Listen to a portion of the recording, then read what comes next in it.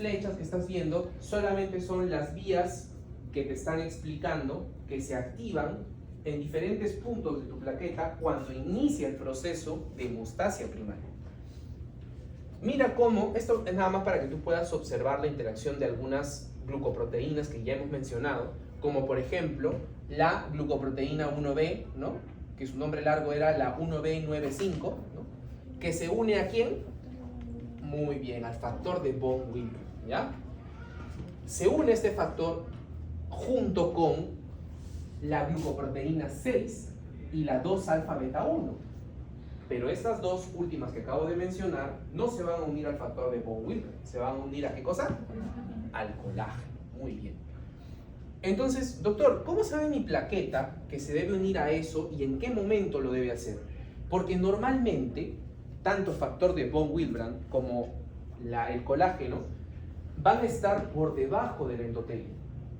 Si tú no tienes daño o lesión en tu endotelio, no se van a exponer a las plaquetas y por lo tanto las plaquetas van a pasar y no se van a adherir.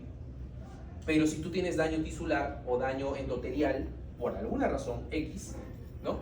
Se exponen estos factores y empiezan a interaccionar con esas glucoproteínas que acabamos de mencionar. ¿Ok? También aquí he señalado algunos receptores importantes para la activación, porque recuerda, cuando hablamos de hemostasia primaria, en la hemostasia primaria vas a tener tres pasos importantes. Uno es la adhesión, que es lo que acabamos de explicar ahorita. Ahí es donde están metidas esas glucoproteínas que te acabo de mencionar, GP1B, ¿ok? También está la GP6 y la alfa-2-beta-1. Esas tres glucoproteínas en la membrana de tu plaqueta que van a interactuar con el factor de von Willebrand en el endotelio, o el subendotelio, mejor dicho, y el colágeno, ¿ya? Adhesión, tu plaqueta se pega. Pero luego de pegarse, tu plaqueta se debe activar. Y para activarse es que va a hacer uso de sus gránulos secretores y de estos receptores que te he puesto acá. Como por ejemplo el P2I1 y P2I2, ¿ya? Estos van a ser estimulados por el ADP, que también se va a sintetizar desde el endotelio. Se libera, ¿ok? Y se une a estos receptores para activar señales de transducción intraplaquetarios, ¿ya? Luego los receptores de serotonina, también estimulados por la misma serotonina. Y el receptor TP, que es el receptor del tromboxano A2, ¿ya? Ahorita vamos a ver, le vamos a dar una diapositiva solo, exclusivamente al tromboxano A2, porque cumple una función muy importante en tu plaqueta, ¿ya? Ahí está. Esa es la que te decía, ¿no? Entonces, la ruta metabólica de síntesis de tromboxano y prostaglandinas. Muy bien. Entonces, esta ruta, de hecho, ya te sonará un poco familiar, porque creo que ya la has visto antes, ¿no? Entonces, recuerda que en la vía del ácido araquidónico, los fosfolípidos de membrana, cuando se exponen a la fosfolipasa A2, se convierten en ácido araquidónico, que a su vez, por las vías de las ciclooxigenasas, empieza a sintetizar prostaglandinas. Específicamente, de todas las prostaglandinas que te puedas imaginar, vas a tener a la prostaglandina H2, que de ella va a derivar ya sea el tromboxano por medio de la tromboxano sintetasa que se va a dar en la plaqueta, o en la célula endotelial por medio de la prostaciclina sintetasa, que te va a dar, como su mismo nombre lo dice, prostaciclina, la PGI2, ¿ya? Que van a ser dos contrapartes, o mejor dicho, dos moléculas que van a efectuar acciones opuestas. Mientras que la prostaciclina es un antiagregante, inhibe la agregación plaquetaria y promueve la vasodilatación, el tromboxano A2 es un vasoconstrictor y favorece la agregación plaquetaria. Favorece y de hecho hasta incluso media directamente, como lo estás viendo aquí, a través de su receptor, la activación de las plaquetas, ¿no? Mira, por medio de su receptor TP, ¿no? Activa proteínas G, que a su vez van a activar a la proteinquinasas asociadas a Rho, también conocidas como ROC. Y este ROC está implicado en el cambio de deformación y extensión de la plaqueta. ¿Eso qué quiere decir, doctor? Que cuando tu plaqueta se adhiere, no se queda de la misma forma a como estaba cuando estaba flotando en el plasma, sino que va a cambiar de forma, se va a volver más estrellada, como si tuviera proyecciones. Ahorita vamos a ver una imagen, no te preocupes, ¿no? Entonces esto le va a permitir a la plaqueta tener una mayor superficie de contacto que evidentemente va a facilitar que se pueda unir a la capa subendotelial para tapar este orificio o este daño que se está dando, ¿no? También el receptor de TP activa la vía de la fosfolipasa C. Acuérdate que tu vía de fosfolipasa C activa IP3, diacilglicerol. El diacilglicerol se iba para activar a la PKC y el IP3 se iba a los retículos sarcoplásmicos para liberar calcio, ¿no? Ion muy importante, que ya vamos a ver más adelante para la cascada de la coagulación, pero también muy importante para la contracción. Por eso te decía que el tromboxano A2 también, de esta forma, por medio de la liberación de calcio, media el cambio de la forma y extensión de la plaqueta. Porque ese cambio y esa deformidad va a ser posible gracias a esto de acá, a los filamentos submembranosos que te había presentado al inicio, que te había dicho que tienen pues moléculas de actina y miosina. Gracias a esa contracción se va a poder dar justamente este proceso, ¿ya? Mediado evidentemente por calcio. Muy bien. Entonces, ya creo que nos hemos adelantado, ya te spoileé bastante de esta diapositiva, ¿no? Y ahí están los tres procesos que te estaba comentando, con las proteínas y las glucoproteínas más importantes resaltadas y subrayadas, ¿no? En la hemostasia primaria, y ese es el gráfico que te mencionaba, mira, sé observador con la plaqueta, mira cómo está cuando está en su forma inactiva, nadando a través del vaso, y luego cuando se activa por medio de la exposición del factor de von Willebrand con colágeno, la plaqueta se adhiere a estos dos factores por medio de la GP1B, la glucoproteína 1B y la glucoproteína 6, ¿verdad? Y también la alfa 2 beta 1, creo, ¿no? Entonces se une y a ese paso se le llama adhesión. Ese es el primero, ahí está, alfa 2 beta 1. Adhesión. Una vez que se ha adherido, te dije, ¿no? Se tiene que activar. Y mira, se van a producir cambios morfológicos, es decir, contracción del sistema actina-miosina, ¿no? De los filamentos que te comentaba al inicio. Dos, se van a empezar a secretar el contenido de los gránulos, tanto gránulos densos como gránulos alfa. Los gránulos densos van a empezar a botar ADP y serotonina, y los gránulos alfa van a empezar a botar fibrinógeno y factores de crecimiento. Para que veas, ahí ya está apareciendo tu fibrinógeno, que más adelante vamos a ver en la cascada de la coagulación, ¿no? Número 3, formación de tromboxano A2, que ya lo viste por la cascada de la vía de señalización del ácido araquidónico. Exposición de fosfatidilcerina en la superficie. Esto acelera la generación de trombina. Y por último, el receptor GP2B3A.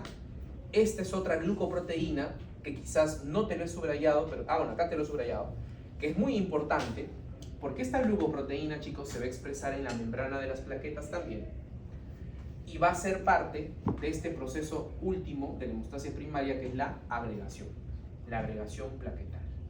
¿Cómo así, doctor? Este receptor, ¿no? O glucoproteína, cuando esté en su estado inactiva la plaqueta, por eso es que es muy importante el proceso de activación plaquetaria, cuando está inactivo, el receptor no tiene afinidad por el fibrinógeno. No tiene ninguna afinidad.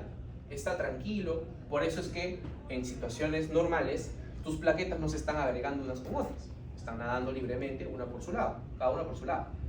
Pero cuando inicia la cascada de la hemostasia primaria, que es esta de acá, ¿no? Llegas a la fase de activación y se da todo esto, y además el receptor GP2B3A se convierte en un receptor de alta afinidad. ¿Para quién? Para el fibrinógeno. Entonces, una vez que se ha convertido en un receptor de alta afinidad para el fibrinógeno, va a ocurrir esto. El fibrinógeno va a servir como una especie de puente o de enlace, o como quieras verlo, ¿no? Quizás puedes decir que es como una especie de cemento que va a pegar una glucoproteína 2B3A de una plaqueta con otra, ¿no? Y a eso se le va a ir llamando agregación. Y por eso es que al final unas con otras se van a ir pegando y de esa forma van a ir formando el tapón plaquetario. ¿Ok? Listo. Ahí terminó la hemostasia primaria. esto no puede quedar así porque la hemostasia primaria, como su mismo nombre lo dice, solamente es para ayudar al proceso inicial. Este tapón plaquetario es altamente soluble, es decir, se puede disolver fácilmente con algún cambio en el flujo sanguíneo, es muy débil. Por lo tanto, necesita ser reforzado con algo que se llama la formación del coágulo, que se va a formar con fibrina, y eso lo vamos a ver. Bueno, esta es otra imagen más simple, también para que lo puedas ver. Es lo mismo, ojo, lo mismo, solo que más simplista. Y esto que te estaba mencionando, el coágulo, se va a formar por medio de la hemostasia secundaria. ¿Okay? Entonces, antes de hablarte de hemostasia secundaria, te voy a mencionar un poquito sobre la clasificación funcional de las proteínas o los factores de la coagulación que vamos a ver ahorita. Entonces, el factor 2, 7, 9, 10, 11 y 12, y también la precalitreína, van a ser clasificadas como proenzimas. ¿Qué quiere decir? Que van a catalizar reacciones y la conversión de otras cosas, de otras proteínas. ¿Okay? Tienen capacidad de proteasa, por eso dice ahí, ¿no? Son serinproteasas. Entonces, estas proenzimas son muy importantes y ojo, préstale atención que cuando tú mides en sangre, por ejemplo, factores de la coagulación, tú vas a poder observar la forma de proenzima, la forma inactiva, porque si estuviera activa todo el tiempo, imagínate, estuviera formando coágulos por todos lados. Entonces tu cuerpo sabe esto. Para eso, tu cuerpo lo ha diseñado de esa manera. Las proenzimas, ¿no?, en su forma inactiva están circulando y ni bien detectan algún daño o el inicio de la hemostasia primaria, se empiezan a activar para poder dar la cascada de la coagulación que vamos a ver ahora.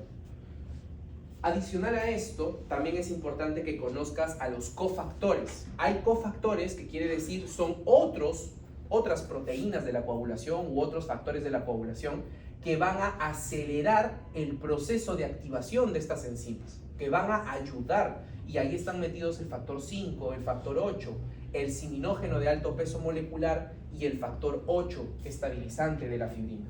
Son cofactores que ayudan a acelerar el proceso de activación de las proenzimas.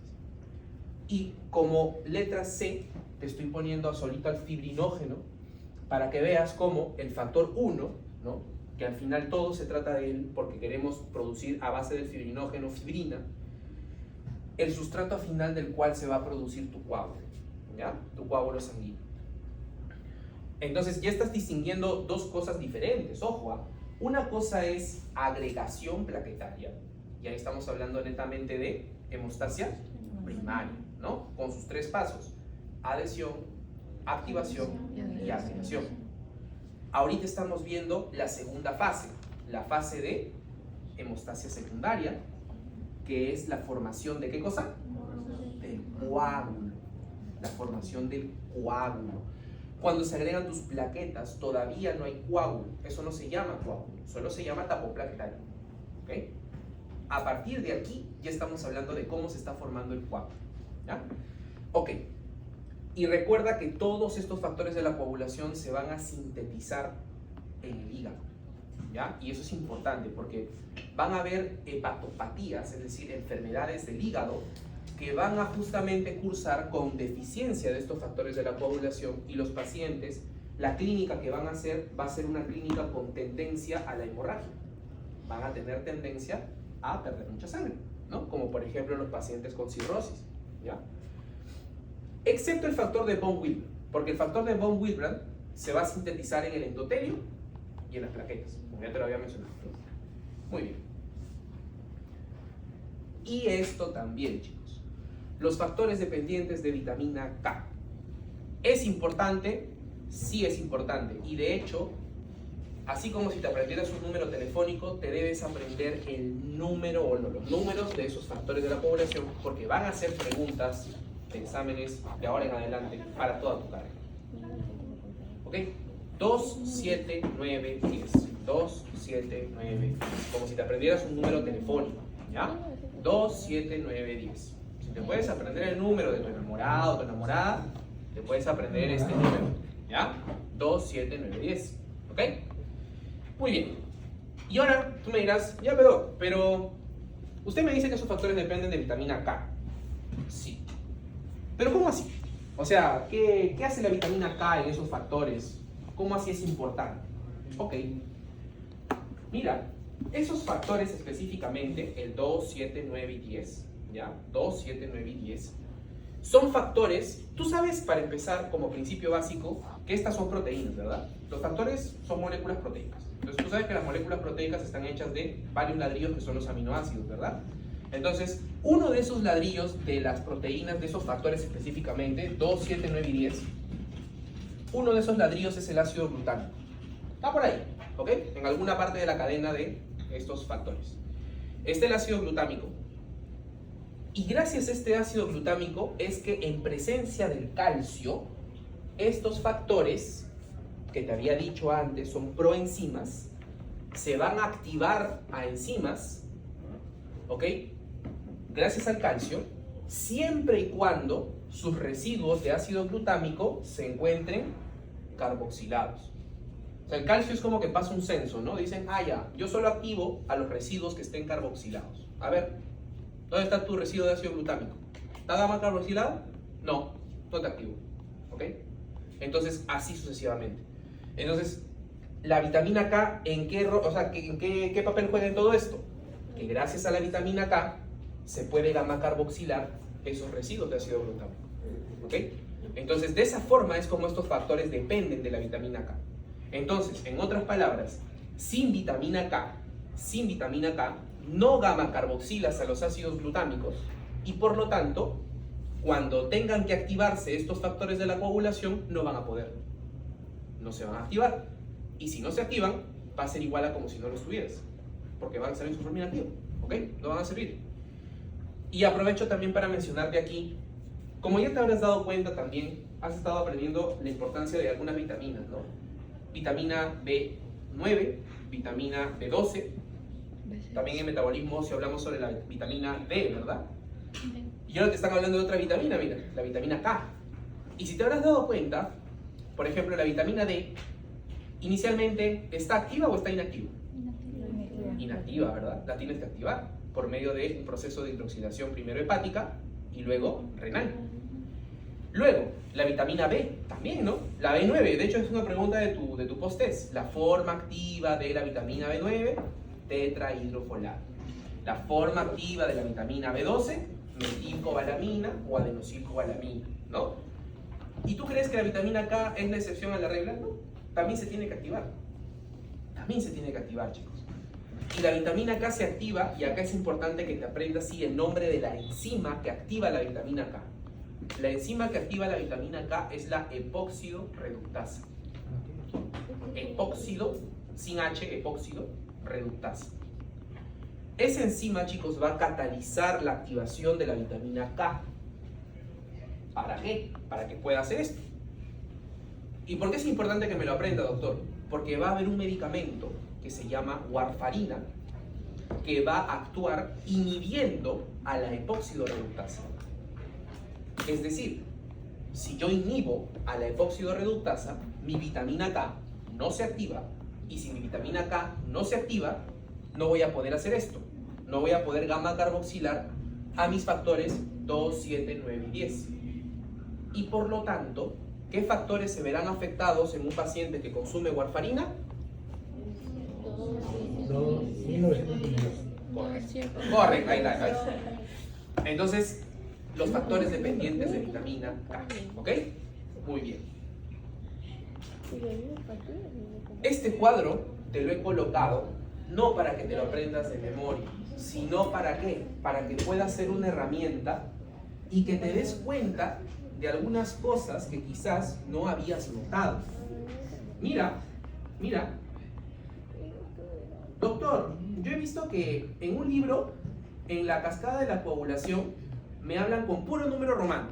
Me ponen que el 1 al 2, el 2 al 1, que el 10 al tal. Y en otro me ponen nombres raros. Y me confunde, doctor. Déjame decirte que son lo mismo. Por ejemplo, mira, el fibrinógeno. ¿Qué cosa es el fibrinógeno? El factor 1. Si tú ves factor 1, sabes que te están hablando de fibrinógeno. Y yo te había dicho que los factores de la coagulación están en formas de proenzimas, ¿verdad? En sus formas inactivas. Cuando tú ves una molécula que termina en ógeno o empieza en pro, es una molécula inactiva. ¿Ok? Por lo tanto, el fibrinógeno, ¿cuál es su forma activa? La fibrina. La fibrina. ¿Yes? Ya le quité el ógeno, ¿no? Se volvió fibrina. Entonces, si tú quisieras decir fibrina, pero en número romano, ¿qué le harías a este factor 1? Para representar a la fibrina, que es la forma activada del fibrinógeno. 1A. Le agregas una al final y ya está. Por lo tanto, tu factor 1A será la fibrina. Y el factor 1 solo, sin A, es el fibrinógeno. ¿Te das cuenta? Es lo mismo. ¿Ya? Y lo mismo con cada uno, chicos. Miren. Factor 2, protrombina. O sea, el 2A será la trombina. ¿Ves? Del pro nada más. Factor 3, factor tisular. Factor 4, el calcio. Entonces es normal si pongo el número factor. Claro que sí. Es lo mismo. Factor 4 es el calcio, chicos, mírenme. Calcio, ¿eh? Puedes decir, acá, flechita, puedes poner calcio, o puedes ver imágenes que te van a decir, flechita, factor 4. Doctor, ¿qué sea esto? Son dos cosas diferentes. No, son lo mismo. Son lo mismo. ¿Ok? Para eso sirve este cuadro. Para que tú veas la nomenclatura y pueda hacerte de ayuda para que cuando interpretes algunos gráficos, no dejes que te confundan con los nombres. ¿Ya? Porque se tratan de lo mismo. Por ejemplo, el factor 10. Ay, doctor, yo vi que por ahí decía factor de Stuart. ¿Qué es eso? ¿Una enfermedad rara? No. Es tu factor 10. Tu factor 10. Lo mismo. ¿Ya? Muy bien. Ahora sí. Entonces, si por ahí has hojeado tu Guyton, has hojeado de repente las lecturas que te han dejado ahí en el Canvas, espero que sí, ¿no? Entonces, te habrás dado cuenta que tanto el Guyton como el manual de hematología te recomiendan estudiar las cascadas de la coagulación y todo este proceso de hemostasia secundaria como un cangrejo. Desde el final hacia el inicio. O sea, de adelante, de atrás hacia adelante, adelante hacia atrás, ¿no? Ya, como el cangrejo, ¿no? Al revés. Lo normal sería pues empezar desde el principio, ¿no? Pero ahora vamos a empezar desde el final. Tú dirás, ¿por qué, doctor? ¿Por qué? ¿Por qué son locos? Ya. Porque es importante que tú primero entiendas para qué necesitas saber o conocer estas cascadas de la coagulación. ¿Cuál es el objetivo? ¿Cuál es el propósito? El propósito final de la cascada de la coagulación, chicos, es formar fibrina. Es formar fibrina.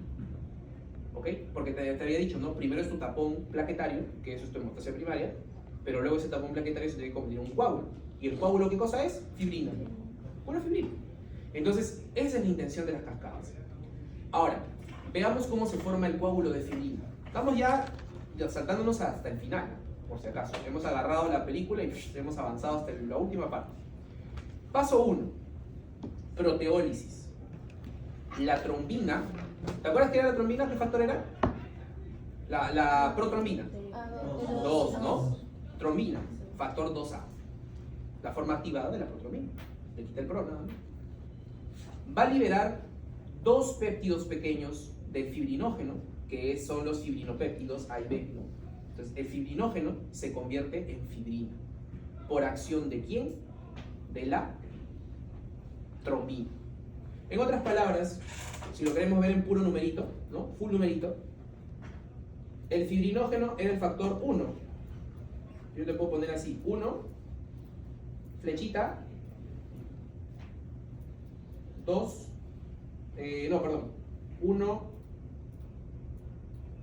1 solo pasa a ser 1A, ¿verdad? 1 activado. Es decir, el fibrinógeno pasa a ser fibrina. ¿Por acción de quién? Del factor 2A, que es la trombina. 2A. Y yo sé que la trombina deriva de la protrombina, es decir, del 2. Ah, ya, doctor. O sea, yo puedo ver un gráfico así, o puedo ver un gráfico así, donde me mezclan, y al final es lo mismo. ¿Ves? Entonces, miren, primer paso, proteólisis. ¿Quién se proteoliza? El fibrinógeno. ¿Ok? El fibrinógeno. Se rompe para formar monómeros de fibrina, en otras palabras, unidades de fibrina.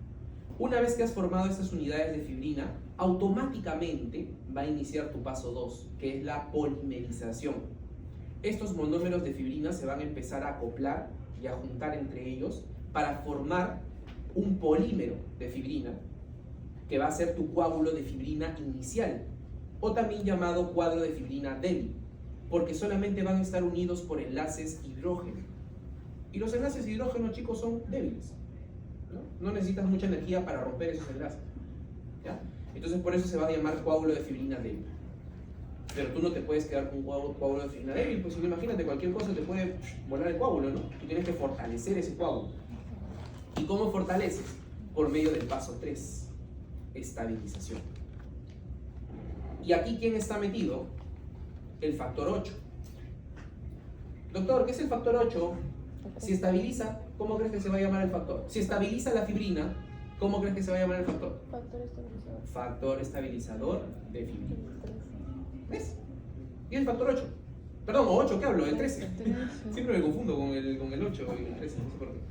Ya bueno, debe ser un trauma de la infancia que tengo. Números romanos, ya bueno. Ok, 13 chicos, 13, perdón, 13, no se confunden. Factor 13 es el factor estabilizador de la fibrina, ¿ya? Que es activado a su vez por la misma protrombina. Y este de aquí, de lo que estaba con sus enlaces de hidrógeno todo debiluchos, ahora forma enlaces covalentes. Y acuérdate de tus clases de química, los enlaces covalentes son enlaces más fuertes. Por eso se forma un coágulo de fibrina fuerte. Y así es como va formando esta red que estás viendo acá en la imagen. Esta red que ves acá son los coágulos de fibrina que se están empezando a formar, ¿no? Muy bien. Ya, perdón. Entonces, que conozca también la parte inicial. Porque mira, acá te he hablado de fibrinógeno, etc., ¿no? Todo bien, ya. Y no te preguntarás de dónde sale el factor 2 activado. Porque eso no está acá. Ya está apareciendo ya solito, ¿no? Solito apareció activado. Entonces, para eso sirve ir hacia atrás, para ir viendo de dónde sale este factor 2 activado. Y ahí está. ¿Cómo se activa la protrombina para convertirse en trombina? Es decir, de factor 2 a factor 2A, ¿no? Y este se va a activar gracias al factor de Stuart, ¿no? No Stuart-Liddell, sino el factor 10, factor de Stuart, ¿no? Factor 10 activado. En presencia, obviamente, del calcio, que te había dicho que era muy importante, fosfolípidos y el acelerador, mejor dicho, el acelerado por la proacelerina, que es el factor 5, ¿no? Las coenzimas, ¿se acuerdan? O los cofactores que aceleraban el proceso de activación. ¿Ves? Entonces, todo esto, estos de acá, el factor 10, el factor 5 activado, el calcio y los fosfolípidos, forman lo que vendría a ser el complejo activador protrombínico. ¿Por qué, doctor? Porque activa a la protrombina. Por eso se llama activador protrombínico. Nada original su nombre. Entonces, de ahí sale tu 2 activado. Ah, ya, doctor, ahora sí entiendo, ¿no? 2 activado. Doctor, no quiero ser pesado, pero ¿y de dónde sale el factor 10 activado? Ah, ya. Por eso tenemos que ir como el cangrejo. Seguimos retrocediendo, ¿ok? Ahí es donde hablamos ya de las vías intrínseca y extrínseca de la cascada de la coagulación. Las dos vías, chicos, tanto intrínseca como extrínseca, su objetivo principal es llegar a activar el factor 10. 10, o sea, el factor 10 activado es el factor 10A. O sea, el factor 10, ¿ok? Activar el factor 10, o sea, convertirlo de 10 a 10A. ¿Ya? Ese es el objetivo principal de las vías, de las cascadas de la coagulación. Ok, vamos a empezar con la más pequeña, la vía extrínseca.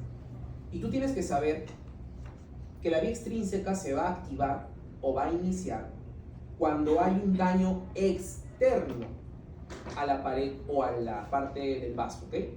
Es decir, traumatismo en pared vascular o tejidos extravasculares, ¿no?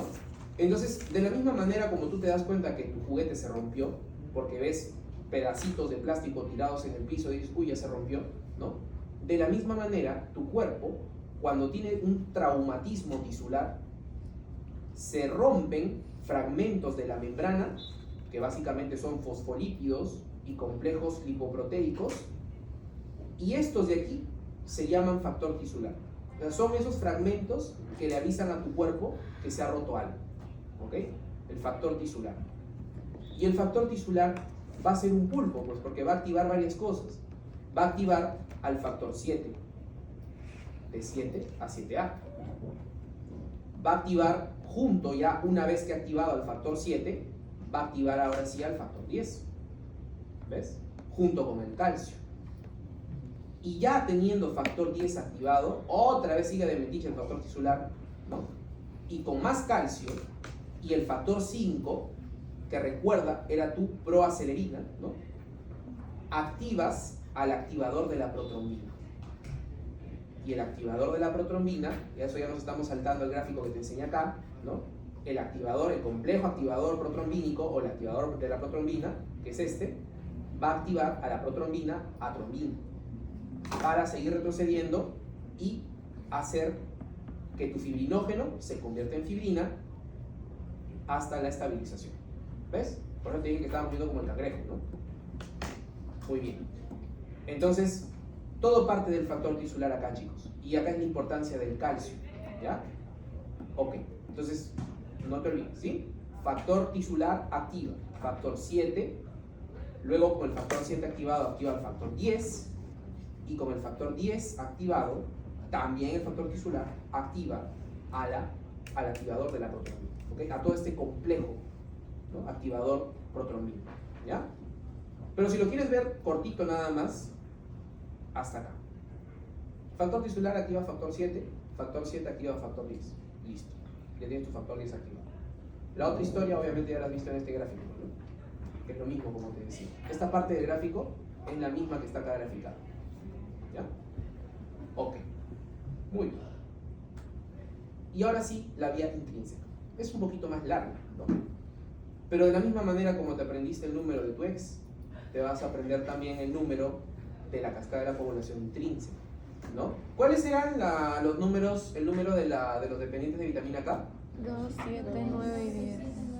2, 7, 9, 10. Muy bien. 2, 7, 9, 10. Ok. Y acá te vas a aprender otros 4 números. Bueno, 5. Te vas a aprender el 12, 11, bajando a. Te vas a saltar el 10. Señor Stark, energía al 100%. Perdón, Ok, profesor. perdón.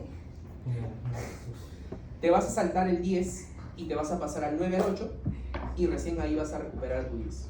¿Ok? Entonces, en cuenta regresiva. 12, 12, 11, 9, 8 y 10. Ok, ahora sí, vamos con el gráfico aplicando lo que te acabo de decir. El factor 12 se activa por medio del contacto con el colágeno que se ha liberado del traumatismo en la sangre o en el vaso capilar. Activaste al 12. El 12 activa al 11. Bajando, ¿te das cuenta? 12, 11, 9, 8, 10. El 12 activa al 11. ¿En contacto de quién? De la precalicreína y del ciminógeno. ¿Ok? Pero en resumen, chicos, el 12 activa al 11. El 11 en contacto con el calcio activa al 9. ¿Ok? Y el 9 activa junto con el 8, que ha sido activado previamente por la trombina, ¿no? Al 10. También en contacto con el calcio. El calcio está metido en todo, ¿ya? Calcio en todo. Entonces, 12 activa al 11. 11 activa al 9. 9 activa junto con el 8 al 10, ¿ok? Y el 10 de aquí para abajo, lo mismo que ya has visto en la imagen de acá. Otra vez, acá. Porque el 10 junto con el calcio, el zinc y los fosfolípidos forman el complejo activador protrombínico y forman la trombina, ¿no? La trombina, ¿ya? Ok, muy bien. ¿Sí, chicos? Y ahí se acabó. Hasta ahí nomás es. ¿Ya? Ahí se acabó. Entonces, mira cómo la vía intrínseca y extrínseca solamente te están tratando de explicar de dónde sale tu factor 10 activado. ¿Ya? y se van a diferenciar principalmente en la localización, dónde se van a dar, ¿ya? Entonces, sí es importante, porque vas a ver, por ejemplo, que algunos exámenes de laboratorio, como los que he puesto allá, el TP o el TTPA, ¿no? Que cada uno por su cuenta va a evaluar una vía, el TP a la vía extrínseca y el TTPA a la vía intrínseca, van a poder ayudarte a entender un poco mejor los tipos de hemofilia que hay. Primero, saber si es que existe un problema o no con los factores de la coagulación. Y si existe un problema, pero imagínate, ¿no? Vamos a poner un ejemplo. Tienes un paciente con hemorragia. Entonces, solo sangra tu paciente no tiene la menor idea por qué está sangrando, solamente sabe que sangra y no para de sangrar. Entonces dices, ok, sospecho un problema en la coagulación. Le pido plaquetas para descartar que no existe un trastorno de la hemostasia primaria, ¿verdad? Y todo me sale normal. Si tu laboratorio te lo permite, hasta puedes dosar factor de von Wiener, entonces todo está bien. ¿Qué te queda? Hemostasia secundaria, ¿verdad? Empezar a explorar por esa parte. ¿Y cómo inicias tu investigación de hemostasia secundaria? Ahí empiezas ya a entrar al mundo de las hemofilias, ¿no? Por deficiencia o ausencia específica de algún factor de la coagulación. Entonces imagínate, ¿qué? ¿Le vas a mandar a hacer todos los factores de la coagulación? No, pero no seas abusivo. Mejor pídele primero un perfil de coagulación y fíjate cuál es la vía que está alterada. Si está alterada la vía extrínseca, ¿qué le haces pidiendo factores que no son de la vía extrínseca? Pídele solamente factor 7, factor 10, ¿no? Y si son de la vía intrínseca, ahí sí tienes que pedir algunos más. 12, 11, 9, 8 y 10 también, porque el 10 es el común de los dos, ¿verdad? ¿Ves? Entonces para eso te sirve conocer eso, ¿ya? ¿Qué factores son los que están involucrados en cada vía? ¿Ok? Muy bien. Listo. Y los anticoagulantes, chicos, es importante también conocer esto. ¿Por qué? Porque en tu proceso de hemostasia, cuando empezó la clase yo te dije que hemostasia no solamente es formar coágulos como loco, ¿no? Sino también es aprender a controlar la formación. Y si formaste, porque al final el coágulo es con la intención de que los fibroblastos tengan la oportunidad de poder crecer, ¿no? Y que la sangre no se esté saliendo mientras crecen, porque esto se demora un poquito más, ¿no? Para que pueda finalmente pues taponarse y cerrarse la herida, ¿no? Por eso es que lo primero que ocurre cuando tú tienes una herida es que se detiene el sangrado. Y es de hecho lo que tú debes hacer como médico cuando tienes un paciente con una hemorragia, ¿no? Antes de preocuparte porque se le cierre la herida, tienes que preocuparte por detener el sangrado. Si tu paciente está sangrando, ¿cómo esperas que tu paciente llegue a los 3-4 días que recién van a empezar a actuar los fibroblastos, ¿no? Se te muere, se te desangra. Entonces tu cuerpo hace lo mismo, fisiológicamente. Lo primero que hace es detener el sangrado. Pero al final del proceso, ¿no? Todo es con intención de darle tiempo a los fibroblastos de crecer para que sellen definitivamente ese daño tisular, o bueno, ese daño endotelial, ¿no? Entonces, una vez que ya se ha cerrado, ya ese coágulo está por las puras, pues, ya no necesitas coágulo, ¿no? O ya no necesitas que tu coágulo siga creciendo, ¿no? Entonces vas a empezar a activar vías anticoagulantes, lo opuesto ahora, ¿no? Entonces, ¿qué son los factores que evitan la coagulación? Por ejemplo, uno de ellos es la lisura de la superficie celular endotelial. Y no es lisura de mala palabra, es lisura de que el tejido, o mejor dicho, el vaso, es liso, como una autopista recién hecha, ¿ok? Planito, listo para que tú puedas correr. Entonces, si tú, por ejemplo, y normalmente cuando tu vaso está liso, ¿cómo es el flujo de sangre? Laminar, ¿ok? Tú vas a tener dos tipos de flujos de sangre, laminar, que es el flujo parejito, o un flujo turbulento, que va a ser un flujo pues desordenado, caótico, ¿no? Y es el que está más asociado con daño endotelial, porque es un flujo que está chocando con todas las paredes. Entonces el flujo laminar está yendo parejito, ¿ya? Entonces, si tú por ejemplo aquí le pones una jiba, tú vas a estar, como tu sangre es Toretto, ¿no? Va a estar corriendo y ¡plac! Se va a tropezar acá y va a empezar así, a derrapar. Y eso se llama flujo turbulento, ¿te das cuenta? Entonces, un simple bache, es decir, la pérdida de la lisura de la superficie celular endotelial, ya hace que tu vaso tenga un flujo turbulento. Número 1 en factor de riesgo cardiovascular para tus pacientes, la formación de placa de ateroma, grasa debajo del tejido endotelial. Y esa grasa te forma estos baches, estas protuberancias, no sé, rompemuelles, como quieras ponerle, te genera esta pérdida de la lisura. Y justamente por eso es que tu paciente tiene más riesgo de hacer un trombo, porque basta que un cachito, una pizquita de esta pequeña prominencia se rompa para que se exponga el factor de von Willebrand, se exponga el colágeno y se empiece a producir la cascada que te he explicado desde la primera diapositiva. Y así tu paciente forma su trombo y ese trombo tapa la arteria, y si esto pasa en una arteria coronaria, infarto al miocardio, infarto del corazón. Si pasa en una arteria cerebral, infarto cerebral. Si pasa en una arteria del vaso, infarto de vaso. Donde tú quieres. Donde tapones la arteria, infarto. ¿Okay? Todo por culpa de los trombos. Por eso es que tu cuerpo también ha diseñado algunas moléculas que van a, funcionar como antiagregantes. Por ejemplo, aquí tienes a la prostaciclina. ¿Te acuerdas que habíamos hablado del tromboxano A2 y por ahí estaba la prostaciclina? Ahora estamos hablando de la prostaciclina, ¿no? La PGI2, la prostaciclina, y también con ayuda del óxido nítrico, ¿no? Estas dos tienen efectos vasodilatadores muy potentes. El óxido nítrico, acuérdate, se junta a la guanilato ciclasa, que convierte GTP en GMP cíclico. Y el GMP cíclico es un potente vasodilatador. ¿Ok?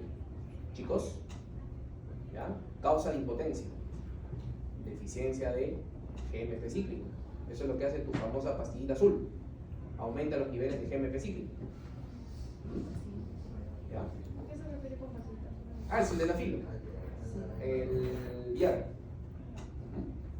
Ok, antiagregante planetario. ¿Ya? Las mismas fibras de fibrina, chicos, cuando vas formando fibras de fibrina, irónicamente las mismas fibras de fibrina son anticoagulantes intravasculares. ¿De qué forma? Forman como una malla, una red, para que toda esta cascada de la coagulación no se salga de esos límites. Es como que las mismas fibras de fibrina cercaran el perímetro para que no vaya más allá la cascada de la coagulación. Y te protege de esa manera, porque imagínate, por una pequeña lesión endotelial, que toda la arteria en su extensión se empiece a trombosar. Imagínate, pues. Entonces la fibra de fibrina se asegura de que todo este proceso, esta cascada, se dé en un solo lugar, en el lugar que debe quedarse y se debe dar, ¿no? La antitrombina 3 también, su mismo nombre lo dice, bloquea la trombina, ¿ya? Y así sucesivamente, chicos, ¿ya? Muy bien. Y por último, mira, te había hablado de dos, ¿verdad? Antiagregantes, es decir, la prostaciclina, por ejemplo, ¿no? El óxido nítrico, para inhibir la agregación plaquetaria. Anticoagulantes, es decir, factores que se van a unir a los factores de la coagulación para prevenir la coagulación justamente, o van a alterar su metabolismo, su síntesis. Por ejemplo, la warfarina, ¿no? Es un anticoagulante porque altera la activación de la vitamina K, porque inhibe al epóxido reductasa, solo te estoy repitiendo lo que ya te dije, ¿no? Y de esa forma la vitamina K no puede promover la gamma carboxilación de los residuos de ácido glutámico, ¿no? De tus factores, ¿qué factores serán? 2, 7, 9, ¿no? Entonces no se pueden activar. Es un anticoagulante. No formas coágulo porque no tienes factores. Pero si ya formaste el trombo, ya formaste el coágulo, ¿qué vas a hacer? Para eso tienes trombolíticos, que rompen ya el trombo formado. Entonces es diferente, ojo, ¿ah? Una cosa es antiagregante, previene la agregación plaquetaria, hemostasia primaria. Anticoagulante, previene la coagulación. Ahí actúa la warfarina, actúa también las heparinas, que vas a ver más adelante, ¿no? Heparinas, en fármaco. Y cuando ya tienes la formación del trombo, es decir, ya formaste el coágulo de fibrina, necesitas fibrinolíticos o trombolíticos. Y ahí está la plasmina. La plasmina es tu trombolítico endógeno, natural, ¿ok? Que a base del plasminógeno, como te había dicho, ¿no? Fibrinógeno, forma inactiva. Forma activa, fibrina. Plasminógeno, forma inactiva. Activa, plasmina. ¿Te das cuenta? Le quito el ógeno nomás, ¿no? Entonces, Gracias a la plasmina, que es activada, justamente no pasa del plasminógeno a plasmina por medio de la TPA, el activador tisular del plasminógeno. Doctor, ¿es importante que esto me aprenda? Sí, es importante, porque esto de aquí es un medicamento que nosotros también administramos para pacientes que están cursando con infarto. Es una alternativa terapéutica, ¿ok? Para pacientes que no pueden recibir reperfusión coronaria inmediata. ¿Ya? Entonces sí es importante. Muy bien. Y la aplicación práctica, chicos. Es importante que ya cuando tú has entendido estos conceptos que te he explicado, ¿cómo lo aplico yo en mi paciente? Primero, la primera herramienta que tú vas a tener son tus preguntas. Entonces, pregunta por historial familiar, antecedentes. Señor, ¿usted tuvo alguna complicación al nacer? ¿Su mamá, su papá le ha contado, no? ¿O es adoptado? No sé, de repente es adoptado, señor, su historial médico, a ver quién lo tiene, ¿no? Sangrado excesivo ante extracción dentaria. Bueno, señor, alguna vez le han sacado un diente y ha sangrado un montón, de repente se ha hecho una herida y ha sangrado demasiado. Epistaxis frecuentes, ¿no? Señor, ¿sangra mucho de la nariz? Y si sangra mucho de la nariz, ¿es de una o de las dos? Eso también es importante, ¿no? Señor, ¿usted toma algún medicamento? ¿Toma antiagregantes plaquetarios? ¿Cuál es el antiagregante más famoso, chicos, que vende? Plaquetario. Hasta en propaganda lo promocionan. La aspirina. La aspirina. La aspirina es un antiagregante plaquetario, chicos. A dosis bajas, ojo. Aspirina de 500 miligramos funciona como AINE, como antiinflamatorio no esteroideo, inhibidor de las COX. Pero a dosis bajas funciona como antiagregante plaquetario. Pierde su efecto de antiagregante y se convierte en más antiinflamatorio. Así es. Enfermedades hepáticas o renales, ¿no? La historia que te conté del paciente cirrótico, que sangra mucho porque su hígado produce factores de la coagulación y también su hígado produce trombopoyetina. No te olvides, ¿ah? El hígado sintetiza trombopoyetina. Eso es de tu clase de hematopoiesis. Entonces, si te falta trombopoyetina, vas a tener menor producción de plaquetas y también podrías tener alteraciones en la coagulación. Y el mismo alcoholismo, ¿no? ¿Ya? Entonces, tú vas a tener distintas pruebas para evaluar, de las cuales las más importantes y las que más vas a ver es el tiempo de hemorragia, o también conocido como tiempo de sangría, ¿ya? Para evaluar la hemostasia primaria junto con tu recuento plaquetario, ver si tienes trombocitopenia, ¿no? Y la evaluación de la hemostasia secundaria, que la vas a hacer por medio de la TP y de la TTPA, ¿no? Entonces, acuérdate que la vía extrínseca es más cortita, por lo tanto, va a corresponder al nombre más corto, TP. En cambio, la vía intrínseca, como es un poco más larga, va a corresponder al nombre un poco más largo, TTPA. Entonces, cuando tú veas TTPA alterado, algún problema hay en la vía intrínseca. Si hay TPA alterado, vía extrínseca. ¿Ya? Y bueno, tiempo de trombina, que también te evalúa la funcionalidad del fibrinógeno, ¿no? Y los niveles mismos de fibrinógeno, lo que también podrías usar, ¿no? Pero para motivos de la práctica me parece que han hecho más énfasis en esos tres. Ahí te he dejado para que tú puedas leer cómo es que se hace cada uno de estos exámenes, ¿ya? Y bueno, estas preguntas también que te estoy dejando para que puedas practicar, ¿ya? En tu casa le vas a poner un efecto a esto, a las respuestas, para que aparezcan después de la pregunta, cosa que tú puedes practicar. Me parece que ya le pasé a su delegado, así que ahí la cosa. ¿Qué tal la primera? ¿Eh? No, no, no, no, no, no. Y listo.